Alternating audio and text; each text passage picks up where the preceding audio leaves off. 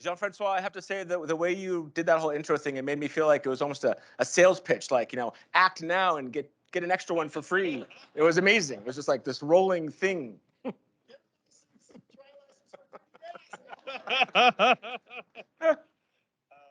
Fantastic. Well, thank you for accepting the invite, Chris. Of We're course. really excited to have the conversation. And, I want to kind of go back always to think a little bit about your career. You've been at Microsoft for about 20 years, have done many roles in the organization. And so, as you look back, in your life, kind of like, how do you connect some of the dots to where you are today here? Yeah. Yes, and I'm cognizant that we want to get to cocktails in 26 minutes, so I will be appropriately brief. I have been at Microsoft for just over 20 years as of about 2 or 3 months ago, and I can't say that it was a company that I set out to join, which is true for many of us as we embark on a career. I actually grew up in Silicon Valley in California, a city, Palo Alto, which is sort of right in the cradle of the technology sphere, and so I was exposed at an early age to technology and had an affinity for that. However, I did not go into a technical field. I was a political science major undergrad, thinking I wanted to become a lawyer. And then I did an internship at a law firm and was cured of that desire, which saved me 3 years of graduate school. That's good. I ended up getting an MBA, and then after a time, I wound my way to Microsoft in Seattle, and originally joined Microsoft into a marketing and product management role, actually to help launch a precursor to what is now our Surface product line. So pen-enabled computers. These were called tablet PCs back at that time.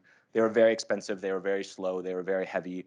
But it was sort of the initial try at that technology, and it was a pretty cool project because the founder of the company, Bill Gates, had a strong vision early on in Microsoft around the use of natural input into computing devices: speech, touch, vision, pen, so forth.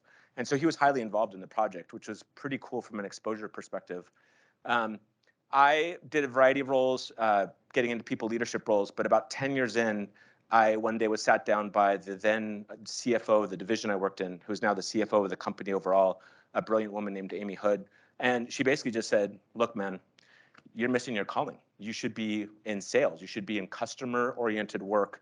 You're missing your calling. You need to get over yourself and go do this. And I'd been given that feedback prior, and I had ignored it. And for whatever reason, circa 2011, I took that feedback and I made a move which set up the second chapter of my time at Microsoft, which is a variety of leadership roles across the company, including having spent 3.5 years here in Canada leading what we call our enterprise business, so the work we do with the largest corporations in the country from 2016 to 2019. And then I moved home just ahead of the pandemic.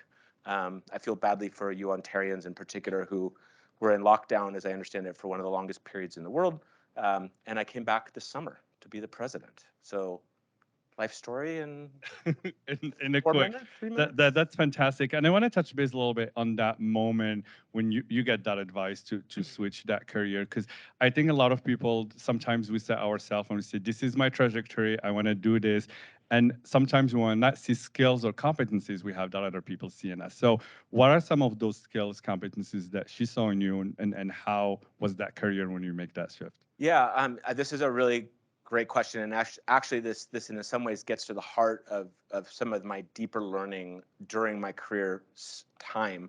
I would say it's fair to say early in my career, and I think this is common for younger people or earlier in career people, you get these very kind of, I don't know, set notions about progression.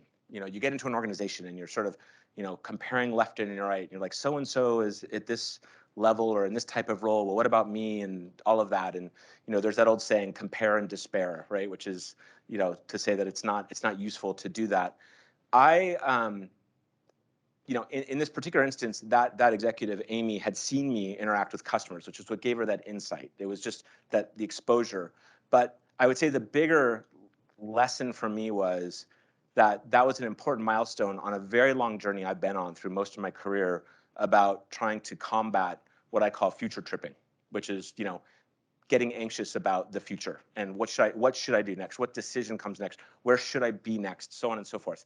And I've done enough work in this area, and there's many facets to it that, I now have essentially a personal philosophy that I've worked on with a coach for a number of years. But the first part of it is I embrace the journey between life's waypoints, there is no final destination. And so this is really a statement about people who navigate either by air or by sea, and waypoints are two beacons usually, could be physical, could be a radio beacon that help the navigator navigate between those 2 points. But the point of it, to me, it's an admonition to me to stay present between that segment of the journey and make the most of that segment. What can I contribute most in this segment?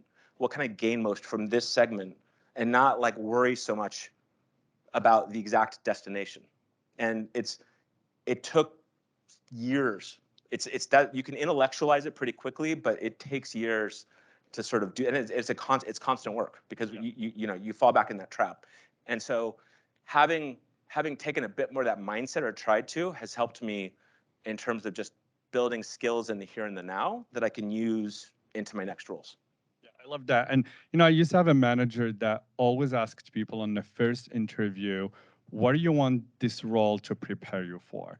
And he wanted people to be more thoughtful about what you want to learn when you come here and focus on that, than be always just obsessed about the future and trying to get there without really focusing on the learnings that you do. So I really love that, and I think it's really important. And if I can actually amplify that point briefly, I am not a huge fan of the interview question, which is like, where do you see yourself in 5 years? 5 years is a long time. Nobody knows what the hell they're going to be doing in 5 years. I mean, if I can just say it in plain English.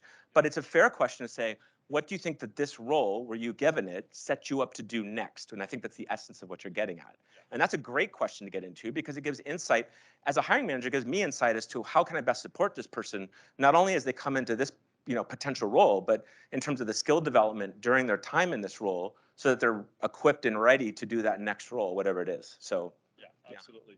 So as you moved up and like took different roles and these manager roles and leadership roles, what are some of the leadership lessons that you have learned throughout that process? And I'm sure there are great leadership lessons. There's challenging moment with people. So when I hear maybe a story or two. yeah, I mean, there's a couple of themes that come to mind.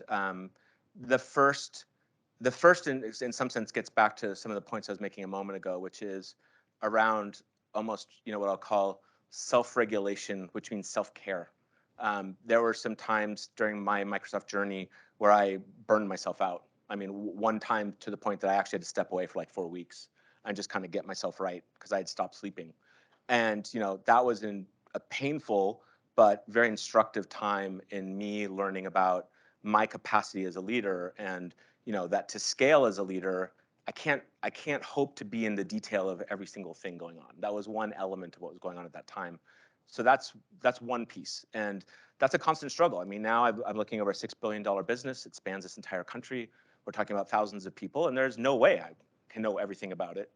And so that takes time to sort of learn, how to do that. It takes trial and error, and you have to be willing to fall down and make mistakes along the way as you do that. And that relates to my second point, which is the only way to scale is to be surrounded by amazing people. And so as big of a journey lesson for me has been around the cultivation, the recruitment, the onboarding, the development of amazing talent, and retaining that talent. And for me, it's the people that you see the capability, just like Amy did with me, the potential, the capacity for them to take on a role that on paper they're not qualified to do, but you see that potential, and to sort of ignite in them something to step onto that stage and take it and run with it, and then what it unlocks. And I can only say honestly, I've done that in a real way less than this many times, but those are some of the most impactful moments in my career, I would say. And I love that. Actually, as you tell your story, when I was at Microsoft, my manager also, so I started in the communication kind of team of the citizenship. And so as I started, I was doing it, but really didn't enjoy it. And so my manager pulled me into some meetings that we were doing. And so as we started to do some calls, he moved me into the partnership team, because it was like, you can do this more and like connect there. And so having managers to like also support in that journey is really key. So I really love that. So the tech industry is going through, a lot of challenges today. We see a lot of people getting laid off. People wonder if they're going to have jobs or if they can fundraise money. So, you know, as someone who running a big company like this, what are some of the things that you're thinking about that you need to do for the business to make sure that you make it to the other side? Yeah, I mean, look, we are in this very interesting time of economic headwinds. We have sort of this very interesting dichotomy of high inflation, certainly in a 40-year window, but relatively strong employment, right? Typically those things, you know, in a recessionary environment, you have unemployment going up, but we have sort of this interesting sort of imbalance versus the norm. And so there is a demand for people with skills. We are, of course, a microcosm and a participant in the same ecosystems that our customers are part of, right? So we're not immune to those headwinds. Despite our many strengths, we're part of the broader global business economy. And so, you know, for us, it's at the level of our engagement with our customers, you know, the sort of the internal mantra, and it's nothing earth-shattering, is sort of helping them do more with less. You know, we have customers who have access to a great number of our technologies, but they may not be using them in such ways that they can drive efficiencies or better agility or better speed to market or lower cost to deliver. And so those are areas where we can rally together and help them. Many of our customers made deep investments during the pandemic in collaboration, you know, in our case, standing up teams. Others chose Zoom, whatever. So you have this sort of nice fabric now to support an in-person, remote, hybrid style of work. And now the question becomes, how do you in these headwinds navigate that? I think, though, it's also instructive to look back through history and look at the times of discontinuity, look at the times when there's been, if not a technical recession, headwinds, a downturn, call it what you want. I mean, look at the companies that are born out of those eras. Microsoft itself was actually born out of an era like that. It was a stagflation era in the mid 70s. Netflix, Uber, Google, Netscape. I mean, the list goes on and on of companies. Warby Parker, as an example. I mean, these companies that, you know, are born by necessity during these times. And so while it's a bit disquieting in terms of overall demand signal and price inflation, it's also an amazing time to be innovative because there's hunger for that. There absolutely is. And what we tell our at the most senior levels, as CEO of, you know, Fortune 500 companies here in the country, what I tell them is, look, the best way to navigate uncertainty is to innovate through it. And they agree. They have to innovate. They can't pull back because then they'll lose the next wave. So.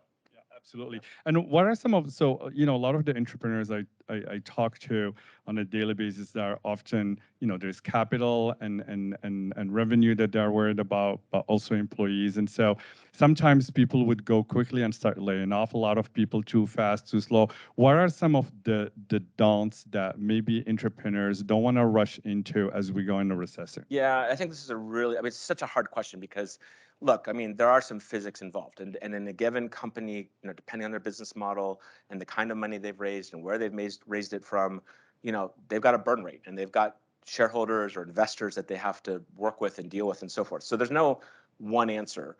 I do think, though, as we directionally move to more human capital intensive endeavors, that's a general statement about where the global economy is going.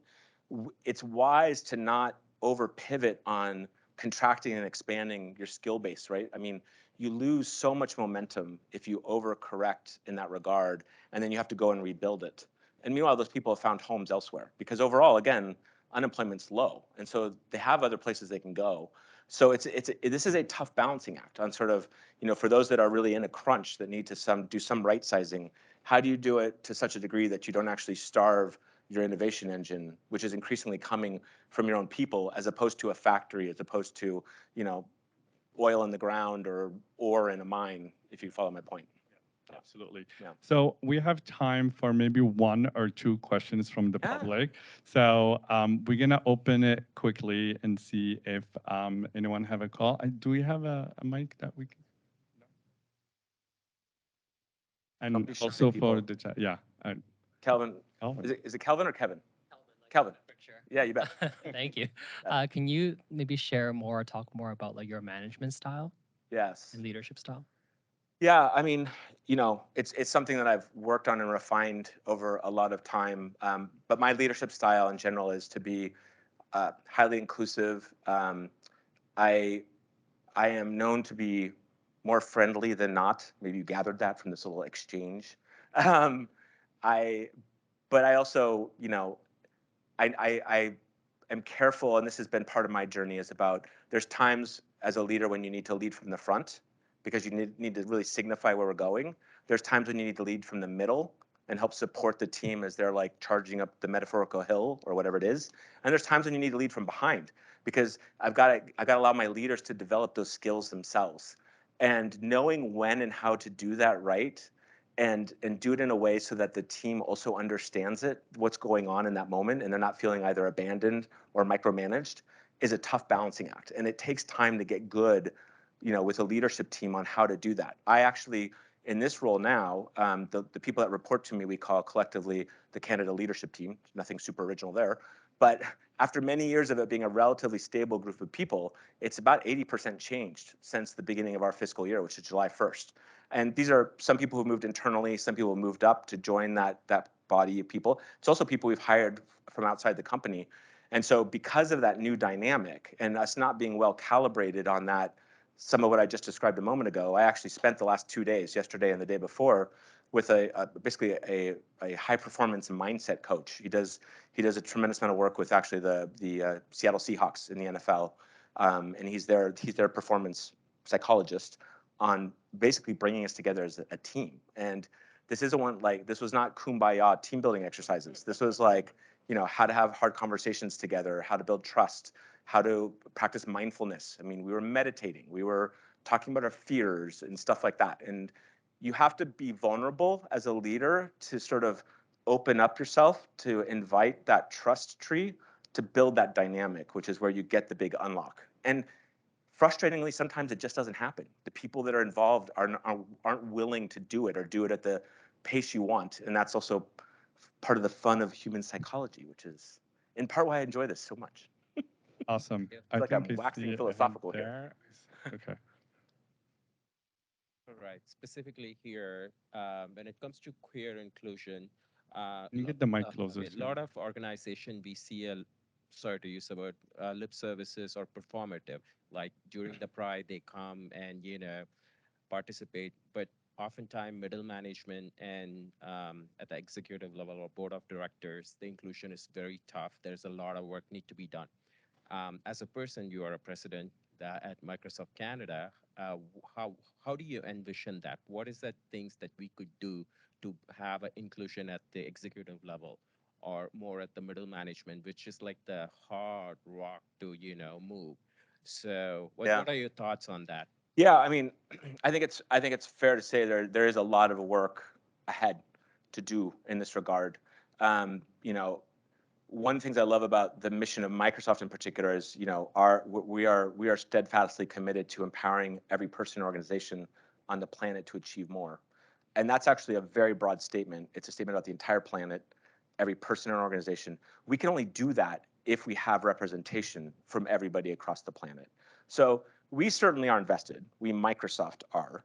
And there are ways that we can do that constructively through our employee resources groups, through mentorship, through allyship, things of that nature. But we can do more. I mean, there's no question that more can be done. I think, one of the potential challenges with the LGBTQIA plus community is self-identity, right? It's one thing to say, hey, we want to take as an organization explicit, goals around representations by gender, as an example, or by race. These things are to some degree evident. I'm not trying to bake in jail, but you hopefully understand the essence of what I'm getting at.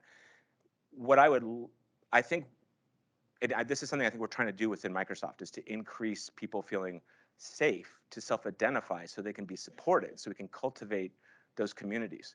For me personally, it's the last 18 months has actually been quite a journey. And one day last summer, it was in July of last year, we were living back in Seattle, as I said. We had rotated back to the US, and my wife and I came downstairs to make morning coffee, as we usually do, and there was a letter sitting on our kitchen counter, and it was not sealed. It was just a letter on the thing, and it had it was like on a rainbow-colored template, if I can stock.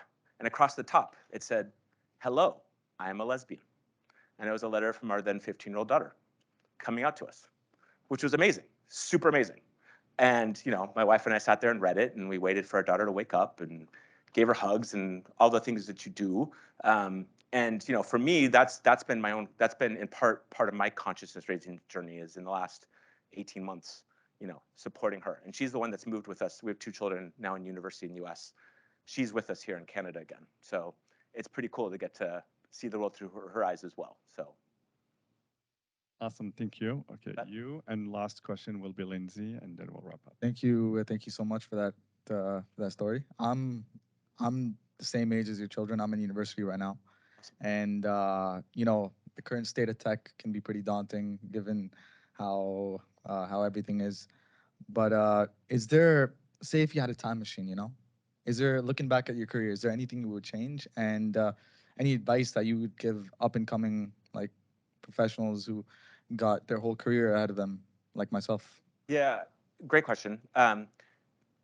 There's nothing that I would change in actuality. I mean, just, I think if you mess with the fabric of time, you're messing with lots of things.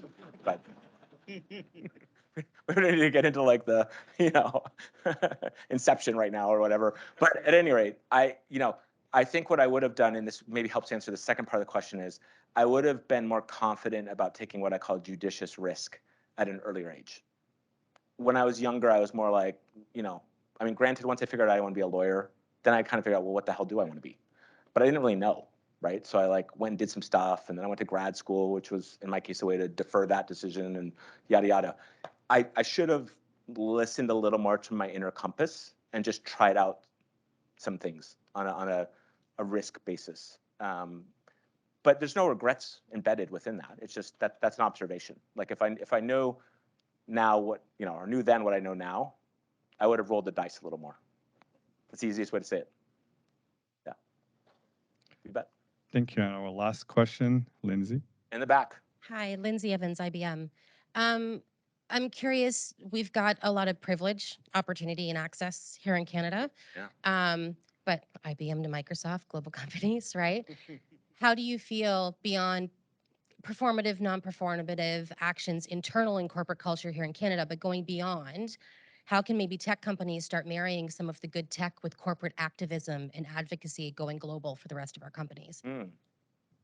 Can you share an example with me, of what you, just to, what would be an example? In your mind, what would be an example of that? So we take a look at BRGs and ERGs as activism within our corporations, right? And it's boots on the ground going up. And then we've got a lot of collaborations and strategic partnerships from the global side. In Canada here, QueerTech could be one in regard to an NGO and give back into the communities.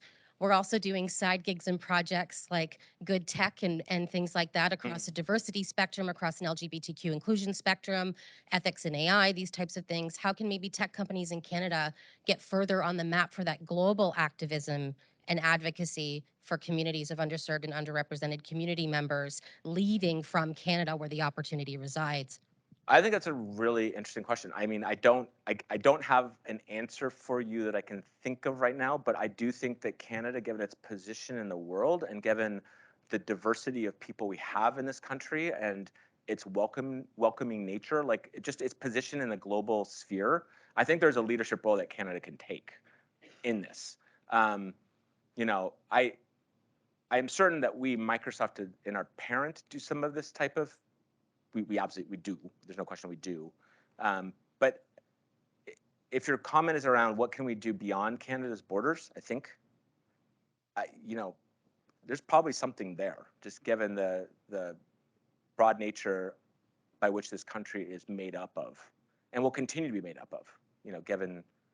But I think that's something interesting. I haven't thought about it in that way. Yeah. Awesome. Thank you so much, Chris, for joining us today and hosting us in your beautiful venue. It's been really great having. We love it. It's been great. So thank you.